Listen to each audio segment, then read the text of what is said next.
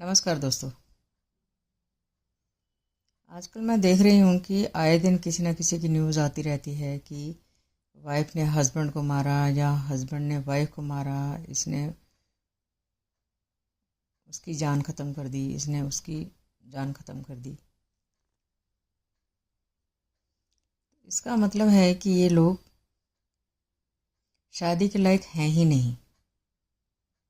अगर कोई wife husband को मार देती है, पीटती है या जान ही उसकी ख़त्म कर देती है, या फिर हस्बैंड वाइफ को पीटता है या उसकी जान ही ख़त्म कर देता है, तो ये अपने आप में बहुत बड़ा सवाल है कि फिर ऐसे लोगों को शादी करनी चाहिए। अगर मुझसे इसका आंसर पूछें तो मैं तो यही कहूँगी कि बिल्कुल नहीं करनी चाहिए, क्योंकि ऐसे लोग शादी के लायक ही नहीं। अब जैसे एक मुस्कान का ही केस है, और भी कई आजकल न्यूज़ में आते रहते हैं, लेकिन मैं इन सब में से एक केस पे बात करती हूँ एज ए एग्जाम्पल। मुस्कान को ही लो, वो अच्छे भले घर से थी, अच्छे भले घर में उसकी शादी हुई। चाहे हस्बैंड ने झूठ बोला या उसके हस्बैंड के पेरेंट्स ने झूठ बोला, जैसा मुस्कान ने कहा कि इन्होंने बोला था कि ये नेवी में काम करता है, जबकि बाद में पता चला ये कहीं नेवी वगैरह में काम नहीं करता था। चलो खैर, करता था या नहीं करता था, मान लो उन्होंने झूठ बोला, तो भी क्या किसी की जान ख़त्म कर दोगे? क्या किसी की जान ले लोगे?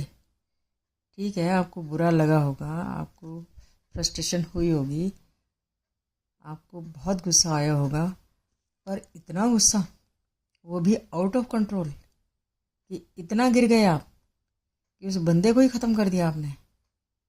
आपने सोचा उस बंदे की लाइफ में कितनी संभावनाएं हो सकती थी, वो कितना ऊपर जा सकता था, या नहीं भी ऊपर जाता, मान लो नहीं भी जाता, तो भी उस बंदे की जान की अपनी कीमत थी कि नहीं थी?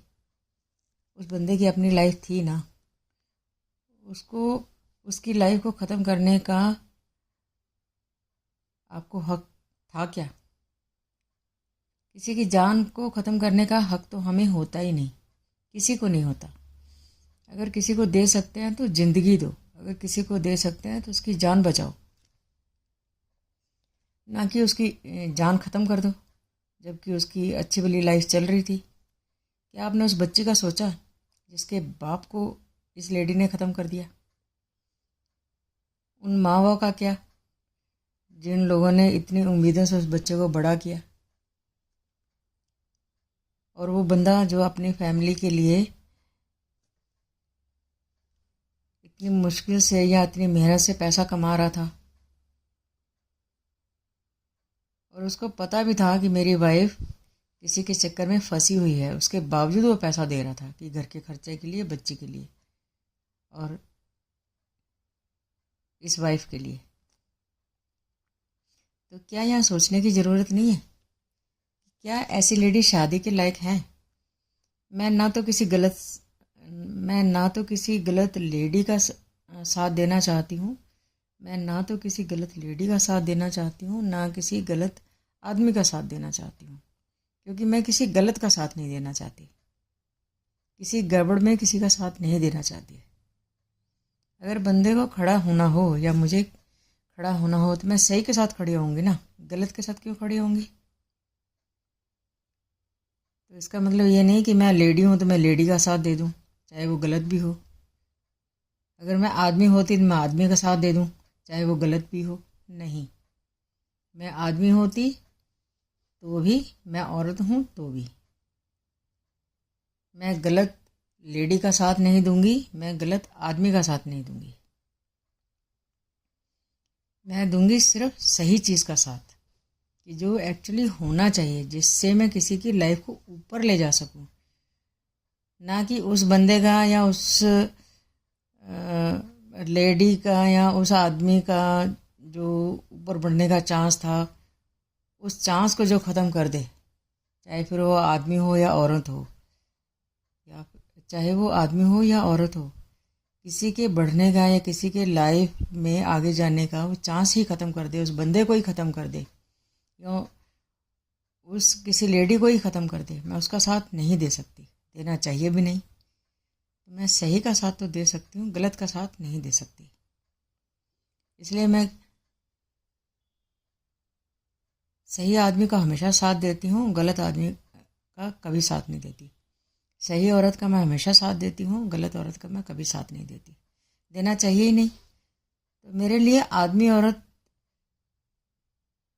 मायने नहीं रखते, मेरे लिए सही मायना रखता है, सही चीज़ मायना रखता है मेरे लिए, या सही चीज़ मायना रखती है मेरे लिए। आजकल बड़ा कॉमन हो गया कि कोई कुछ कर रहा है, कोई कुछ कर रहा है। अरे भाई, भगवान से डरो। किसी की लाइफ ऊपर ले जा सकते हो ले जाओ, नहीं ले जा सकते तो कम से कम उसको गिराओ मत, और इसके साथ खुद को भी मत गिराओ। जब आप किसी की जान ख़त्म कर देते हो, किसी को मारते पीटते हो, तो वो तो बंदा गिरता ही है। सोचो आप कितना गिर जाते हो। अगर आपको गुस्सा भी था उससे, या फ्रस्ट्रेशन भी थी, उसने झूठ बोला या उसके घर वालों ने झूठ बोला, तो ये किसने हक दे दिया आपको कि उसकी जान ले लो। कितना बड़ा पाप किया है, कितना बड़ा पाप किया है। पहले तो इस कोर्ट से नहीं छूटोगे, और अगली कोर्ट से तो बिल्कुल नहीं छूटोगे। जब भगवान की कोर्ट है ना, उससे तो बिल्कुल आप नहीं बचोगे। भगवान से डरो भाई। ऐसा जो लोग सोचते हैं या ऐसा लोग जो करते हैं, पहले सोच में गलत चीज़ आनी ही नहीं चाहिए। अगर आ गई है तो करो तो बिल्कुल मत, करो तो बिल्कुल मत, क्योंकि गलत चीज़ हमेशा गलत होती है। तो जो चीज़ करने का मन में आए ना, या सोच में आए, उसी टाइम उस चीज़ को हटा दो। क्योंकि अगर आपकी सोच में गलत चीज़ आ गई ना, तो वो गलत काम करने में आप देर नहीं लगाओगे। कभी हम मन को रोक पाते हैं, कभी हम मन को नहीं रोक पाते। तो अक्लमंदी क्या है कि वो सोच में ही गलत चीज़ नहीं आनी चाहिए। जहाँ सोच में वो गलत चीज़ आ जाए कि हमने ये काम करना है और वो काम गलत है, तो वहीं अपने आप को रोक लो, क्योंकि ये आपके लिए खतरे की घंटी है। गलत काम सोच में आना ही नहीं चाहिए। अगर आ जाए तो उसको उसी टाइम हटाओ अपनी सोच से। क्योंकि हमारे दिमाग में इतनी कैपेसिटी होती है कि अगर हम चाहें अपने दिमाग को गलत में जितना चाहें चला सकते हैं, और हम अपने दिमाग को जितना अच्छे में चाहें चला सकते हैं। क्योंकि हमें नहीं पता हमारे दिमाग की कैपेसिटी कितनी ज़्यादा है।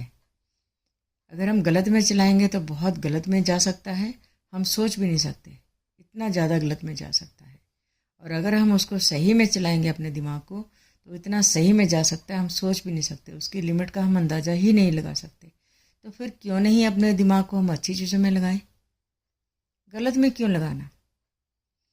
अगर कोई गलत चीज़ हमारी सोच में आ जाए और फिर हम उसको कर दें, अगर हमने अपनी सोच से नहीं हटाया उस गलत को, तो अगर हमने वो गलत काम कर दिया, तो सोचो दूसरे की जान तो रिस्क में गई ही, या ख़त्म ही हो गई दूसरे की जान। तो सोचो आपकी जान भी कहाँ बची। तो अक्लमंदी ही यही है कि ना कुछ गलत करो, और ना कुछ गलत आपको इस वजह से झेलना पड़े। अगर गलत करोगे तो आपको गलत झेलना ही पड़ेगा। तो अगर आपको गलत नहीं झेलना, तो आप दूसरे को भी गलत झिलवाओ मत, गलत करो ही मत। गलत का कभी फ़ायदा होता ही नहीं। गलत करने का तो हमेशा नुकसान ही होता है, दूसरे को भी और आपको भी, हमारे सामने वाले को भी और हमें भी। तो गलत करना ही क्यों। भगवान से डरो भाई। भगवान की अदालत से कोई नहीं बच सकता, ना मैं, ना आप, ना कोई और। तो गलत करना ही क्यों।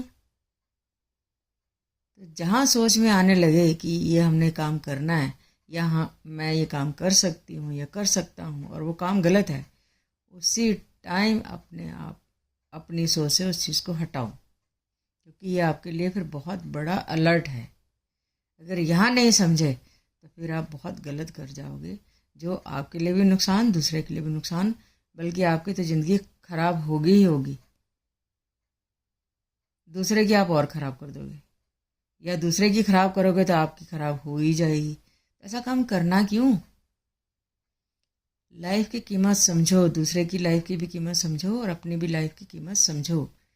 गलत करने का मतलब है बहुत बड़ा पाप। ना इस कोर्ट से बचोगे ना अगली कोर्ट से बचोगे। अगर इस कोर्ट से बच भी गए, अगली कोर्ट से तो, भगवान की कोर्ट से तो बिल्कुल नहीं बचोगे। तो ऐसा करना ही क्यों? अब बताओ मुस्कान का क्या हाल हुआ, उस बच्ची का सोचो क्या हुआ। आदमी की तो जान गई ही गई, चाहे उसकी कितनी भी गलती रही हो। मार नहीं सकते आप उसको, मार नहीं सकते थे। और खुद गलत चक्करों में फंसना, ये बहुत बड़ी बेवकूफ़ी है कि आप एक्स्ट्रा मैरिटल अफेयर में फंस गए। लोग इतना गलत उसमें चले जाते हैं कि सोच ही नहीं पाते कि हम क्या कर रहे हैं क्या नहीं। कहते हैं जो हमें करना चाहिए, उससे ज़्यादा हमें ये पता होना चाहिए क्या नहीं करना चाहिए। जो हमें पता होना चाहिए कि हमें क्या करना चाहिए, लेकिन उससे भी कहीं ज़्यादा हमें यह पता होना चाहिए कि क्या नहीं करना चाहिए। क्योंकि अगर हम करना चाहिए वाला पता है और नहीं करने वाला हमें नहीं पता है कि क्या हमें नहीं करना चाहिए, तो हम गलत में फंस जाएंगे। तो ऐसी बेवकूफ़ियाँ मत करो। ज़िंदगी बहुत कीमती है, बहुत कीमती है। हमारी लाइफ की बहुत अच्छी संभावनाएं हो सकती हैं, होनी चाहिए और होंगी। ऐसे ही दूसरे की लाइफ में भी बहुत अच्छी संभावनाएं हो सकती हैं, होती हैं और होंगी। तो दूसरे को भी आराम से जीने दो और खुद भी आराम से जियो। तो सबसे अच्छा तरीका यही है, लिव एंड लेट लिव। धन्यवाद दोस्तों।